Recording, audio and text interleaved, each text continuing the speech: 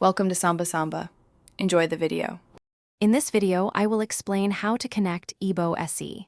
First, you'll need to download the EBO app from your device's app store and complete the registration process.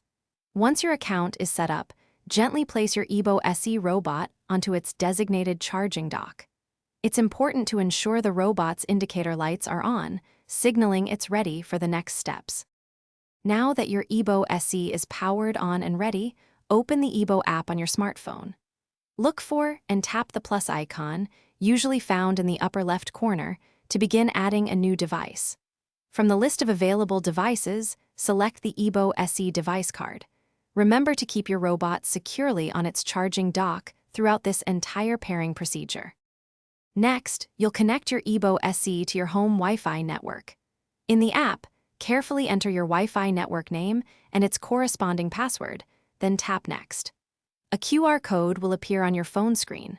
Hold your mobile device approximately 15 centimeters away, allowing the EBO SE's camera to scan this QR code for successful network pairing.